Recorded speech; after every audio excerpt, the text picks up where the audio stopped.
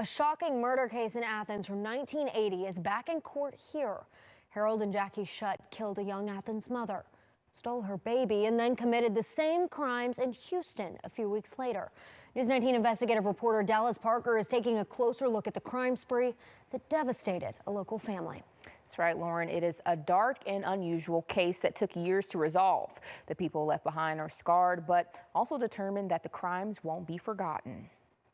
They arrived at our house in January of 1980, where they had, wanted to take pictures. Tracy Clemens, just 5 years old at the time. Her father was not home and baby James was only 16 days old. She heard her mother Geneva's uncertainty as the woman tried to convince her. They said they were going to take pictures for a beautiful baby contest, and if we win, if my brother would win that, it would be like some money and baby supplies and stuff involved. The sweet promise masked something much more sinister. It was cold out, but the woman insisted they come out of their home on Washington Street to pose for pictures. We all went outside, stood beside the tree, and she said, well, y'all stand right here, and we're going to keep the baby warm, so just hand the baby over, and we did, and they handed the baby over to Harold that was in the car. What happened next still haunts Tracy. She placed us side by side. And then the next thing you know, all I remember was a flash and a boom, a flash and a boom. And then I had looked, and my mother was going down beside me, and there was, just blood went everywhere. Her dying mother told Tracy to run. Jackie and Harold Shutt had driven off with baby James. Police began a frantic search. Later that night, police department had called my dad and said that someone had called him and reported finding a baby in Hartselle, Alabama.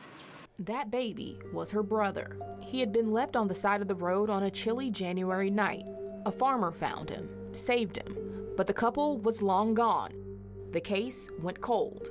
6 weeks later, records show the couple committed the same crime in Texas, killing a woman and stealing her baby. This time, the baby was returned to her father by taxi. Her mother was found dead in a Houston hotel room.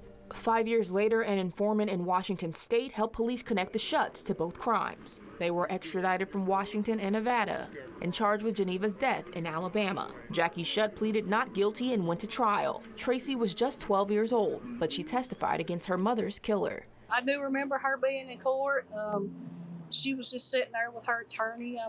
She was just like, actually, it wasn't no grief on her soul, with no grief about, I'm sorry, I don't know why I did this, or any remorse whatsoever. Jackie Shutt received a life sentence. She remains at Tutwiler Prison here in Alabama. Harold Shutt pleaded guilty to Geneva Clemens' murder and James's kidnapping. Then he admitted to the crime in Texas and was sentenced to life in prison there. The case has inspired a book and a TV episode. The little boy abandoned on the roadside grew up, but without his mother. Despite her loss, Tracy found a path to healing by caring for a family of her own. I take care of 6 beautiful little boys. I keep them occupied in sports, well occupied in church. 4, 6, 12, 13, 16, and 18-year-old boys. I enjoy it. I enjoy it a lot. They are part of keeping me going. Tracy and Amanda Bell, the baby in the Texas case, have dedicated themselves to making sure their mother's killers remain accountable, attending every parole hearing. Tracy still carries the scars and wants people to understand a terrible truth. There's monsters among everyone.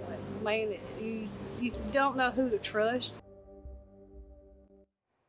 Now, Harold Shutt is still due to be sentenced here in Alabama because there were charges in 2 states. He was never formally given his life sentence here. A judge is now being asked to decide if he should get credit in Alabama for prison time served in Texas. He is 80 years old. Tracy Clemens says her mother would have turned 72 this year.